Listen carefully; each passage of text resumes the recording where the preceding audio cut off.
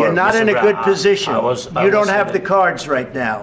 With us, you start having not playing cards. cards. But right now, you I'm don't. very You're playing serious, cards. Mr. President. You're I'm playing very cards. serious. You're gambling I'm the with the president lives in of war. millions of people. You think- You're gambling with World War III. अबे साले मैं तुम्हारे और तुम्हारे बाप का नौकर नहीं हूँ। Mind your language. Keep quiet. Problem तुम्हारी है, पैसों की जरूरत तुम्हें है, दस्तखत तुम्हें चाहिए। रिक्वेस्ट करो, प्लीज बोलो, विनती करो मेरी।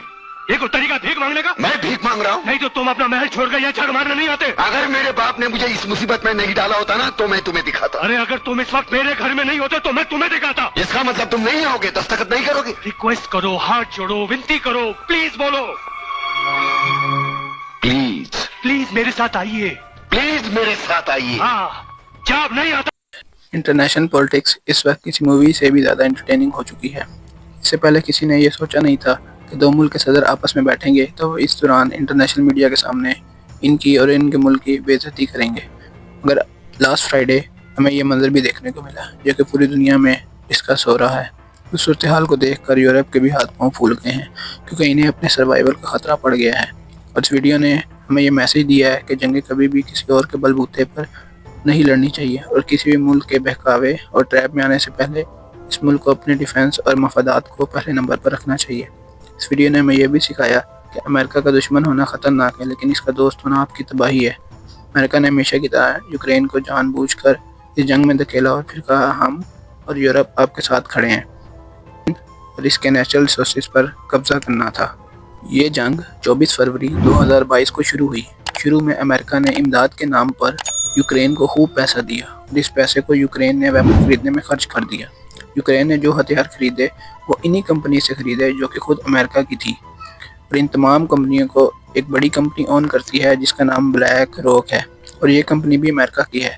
यूक्रेन की कहानी सोवियत यूनियन से मुंसलिक है तो इसके लिए हमें तारीख में वापस जाना होगा। तो साल 1991 में जब सोवियत यूनियन टूटा तो इसमें यूक्रेन भी इसका एक हिस्सा था जो कि उस टाइम में सोवियत यूनियन से अलग हो गया। इस टाइम यूक्रेन के पास 1700 न्यूक्लियर वेपन, 176 बैलिस्टिक मिसाइल और 44 ऐसे बमबार जहाज तैयारे थे जो कि एटॉमिक बम को कहीं भी गिराने की सलाहियत रखते थे। लेकिन मसला ये था कि यूक्रेन के पास ऐसे न्यूक्लियर हथियारों को कंट्रोल करने की सलाहियत बिल्कुल मौजूद नहीं थी क्योंकि इनका लॉन्च कोड और कमांड सिस्टम मॉस्को के कंट्रोल में था। समेत बाकी आलमी ताकतें ये नहीं चाहती थी कि एक और ऐसा मुल्क वजूद में आए जो कि न्यूक्लियर सलाहियत रखता हो।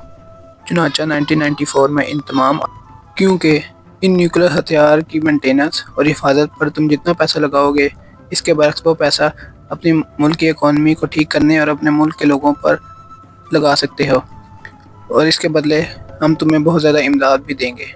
इसके साथ ही इन आलमी ताकतों ने यह भी वादा कर लिया हम तुम्हारी सिक्योरिटी और डिफेंस की जिम्मेदारी लेते हैं और इस तरह यूक्रेन इनकी बातों में आ गया और यह इसकी सबसे बड़ी गलती साबित हुई जिसका नतीजा वो आज तक भुगत रहा है क्योंकि यूरोप और अमेरिका ने आज प्रैक्टिकली तौर पर इस जंग से अपने हाथ निकाल लिए हैं और बस इमदाद देकर रशिया के आगे यूक्रेन को खड़ा कर दिया है। अब खुद ही अंदाज़ा लगाएं रूस कभी भी इस पर हमला न करता अगर इसके पास न्यूक्लियर हथियार मौजूद होते। जो मुआहिदा यूक्रेन ने इन आलमी ताकतों से किया इसे कहते हैं बुडापेस्ट मेमोरेंडम 1994। इस मेमोरेंडम को अमेरिका, बरतानिया और रूस ने पेश किया और इस पर दस्तखत भी किए और इसमें यह भी कहा गया कि यूक्रेन की खुद मुख्तारी और आलमी सालमियत का एहतराम किया जाएगा। किसी भी ताकत के ज़रिए यूक्रेन की सरहदों की खिलाफवर्जी नहीं की जाएगी। यूक्रेन पर फौजी ताकत या इकोनॉमिकल प्रेशर नहीं डाला जाएगा। अगर यूक्रेन पर हमला हुआ तो आलमी ताकत यूरोप और अमेरिका मिलकर इसका दिफा करेंगे। यूक्रेन ने इस यकीन दहानी पर अगले 2 सालों में मतलब 1996 तक अपने तमाम जौहरी हथियार रूस के हवाले कर दिए मगर 2014 में रूस ने ही यूक्रेन के क्राइमिया पर कब्जा कर लिया और 2022 में यूक्रेन पर मुकम्मल हमला करके इस मुआहदे को तोड़ दिया। इसके पीछे भी रशिया के प्रेसिडेंट व्लादिमीर पुतिन का एक अलग मौक़िफ़ था जिसको समझना भी बहुत ज़रूरी है। रशिया ने जब क्राइमिया पर कब्जा किया तो यूक्रेन में रशिया मुखालिफ जज्बात बहुत ज़्यादा बढ़ गए।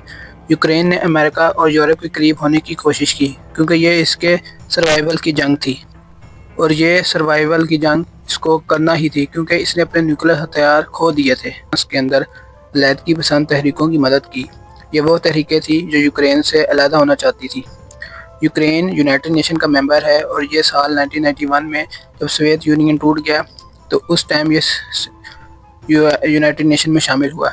लेकिन یہ نیٹو کا رکن نہیں مگر اس میں شامل ہونے کی بہت کوشش کر رہا ہے، کیونکہ یوکرین کی سوچ یہ ہے کہ اگر رشیا یوکرین پر حملہ کرے گا تو نیٹو کی شمولیت ہونے کی وجہ سے تمام ممالک اکٹھے ہو کر رشیا کے خلاف لڑیں گے اس کے ساتھ۔ اور اسی چیز کا ڈر رشیا کو تھا، کیونکہ جو ملک نیٹو میں شامل ہو جائے، نیٹو ملکوں کی ملٹری بیسز اور میزائل ڈیفنس سسٹم ان کے بارڈر پر لگائے جاتے ہیں، اور رشیا یہ بات کیسے برداشت کر سکتا ہے کہ امریکہ اور نیٹو اس کے اتحادی ممبر اس کے گھر کے باہر ہتھیار لگا کر 24 گھنٹے اس پر نظر رکھیں۔ اور یہی وجہ تھی کہ اس نے 3 سال پہلے 2022 میں یوکرین پر حملہ کیا تاکہ فیوچر میں کوئی بھی رشیا کے خلاف سیکیورٹی تھریٹ نہ بن سکے۔ پوٹن کا یہ بھی کہنا ہے کہ یوکرین سوویت یونین کے ٹائم سے ہی رشیا کا حصہ ہے اور یہ اسے رشیا میں دوبارہ شامل کر لے گا۔ امریکہ کے سابق صدر جو بائیڈن نے یوکرین کی حکومت کو اکسایا کہ وہ رشیا کے خلاف جنگ لڑیں اور ہم اور پورا یورپ ان کا ساتھ دیں گے، اور جب آج یوکرین اس جنگ میں کود گیا تو سبھی نے اس جنگ سے ہاتھ کھینچ لیے۔ صرف زبانی کلامی باتیں ہو رہی ہیں اور امداد کے نام پر اسے قرضہ دیا جا رہا ہے۔ امریکہ نے اس جنگ کو صرف بزنس ڈیل کے طور پر دیکھا ہے۔ سابق صدر جو بائیڈن نے $350 بلین امداد کے طور پر یوکرین کو دیے تاکہ وہ یہ جنگ لڑ سکے، مگر یوکرین کے صدر زیلنسکی کا یہ کہنا ہے کہ ہمیں صرف $100 بلین دیے گئے ہیں۔ اور ٹرمپ کے مطابق زیلنسکی ایک جوکر ہے جسے انٹرنیشنل پولیٹکس بالکل نہیں آتی، اور صدر بننے کے ساتھ ہی انہوں نے یہ دھمکی بھی دی کہ ہمیں ہمارے پیسے واپس چاہیے۔ امریکہ کے صدر ٹرمپ کے مطابق امریکہ 2022 سے یوکرین کو $500 بلین دے چکا ہے، اور وہ امداد نہیں قرضہ تھا، اور اب انہیں وہ قرضہ واپس چاہیے۔ اگر وہ یہ قرضہ واپس نہیں کر سکتے تو انہیں اپنے قیمتی معدنیات اور منرل ایک معاہدے کے ذریعے امریکہ کے حوالے کرنا ہوں گے، جن کی قیمت $500 بلین یا $500 بلین کی ہے۔ یہ چیز یوکرین کے لیے کافی شوکنگ تھی، کیونکہ یوکرین ابھی تک اس جنگ میں یہی سمجھ رہا تھا کہ امریکہ بوداپیسٹ معاہدہ 1994 کی پاسداری کر رہا ہے اور اسی لیے ان کی مدد کر رہا ہے، مگر اب انہیں پتہ چلا ہے کہ امریکہ کی ہمیشہ سے نظر ان کی قیمتی معدنیات پر تھی۔ اسے نہ صرف امریکہ نے اکیلا چھوڑا ہے بلکہ یورپ نے بھی اسے اس کے حال پر چھوڑ دیا ہے۔ پچھلے دنوں زیلنسکی جب وائٹ ہاؤس آیا تھا تو وہ دراصل یہی ڈیل کرنے آیا تھا، جس میں وہ $100 ارب کے بدلے یوکرین کے منرل امریکہ کے حوالے کر دے، لیکن ڈیل کی بات ہوتی اس سے پہلے ہی دونوں صدر کے درمیان بات اتنی بڑھ گئی کہ وہ تلخ کلامی تک پہنچ گئے۔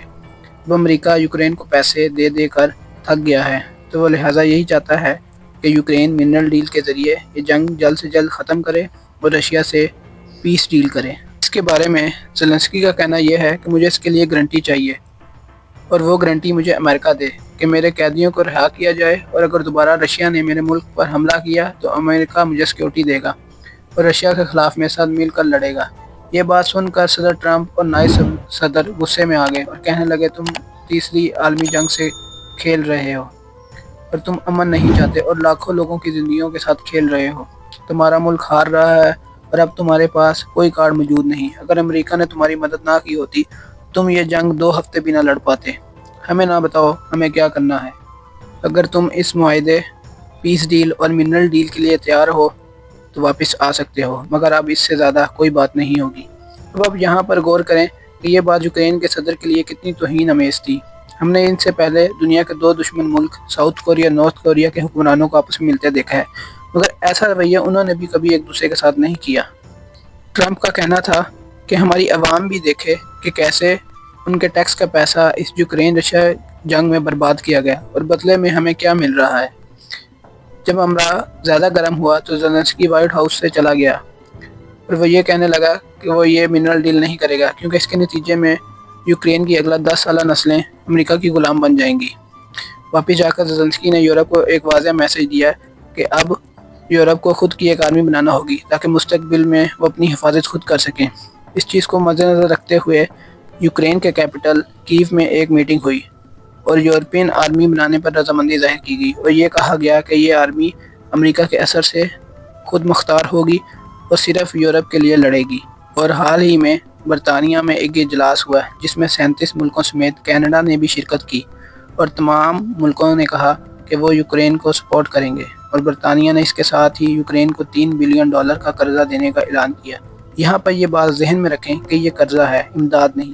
اب یہاں سے ایک بات واضح ہو جاتی ہے کہ یورپ بھی زیادہ سیریس نہیں ہے یوکرین کو سپورٹ کرنے میں، اور انہیں صرف اس بات کا ڈر ہے کہ اگر یوکرین فتح ہوا تو اگلی باری ان کی ہو سکتی ہے۔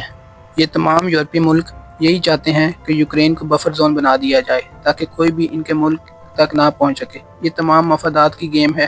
تمام ملکوں نے یوکرین کا فائدہ اٹھایا ہے اور اس گیم کا آخری کھلاڑی امریکہ ہے جس نے مین گیم یوکرین کے ساتھ کی ہے۔ اس نے یوکرین کے صدر کو اکسایا اور $350 بلین دے کر کہا رشیا کے ساتھ جاؤ، جا کے جنگ لڑو اور اس کے 2 ٹکڑے کر دو۔ زیلنسکی نے اس کی باتوں میں آ گیا، $350 بلین کے ویپن خریدے اور امریکہ کی انہی کمپنی سے خریدے جسے بلیک آن کمپنی اون کرتی ہے، اور یہ امریکن جوئش کمپنی ہے۔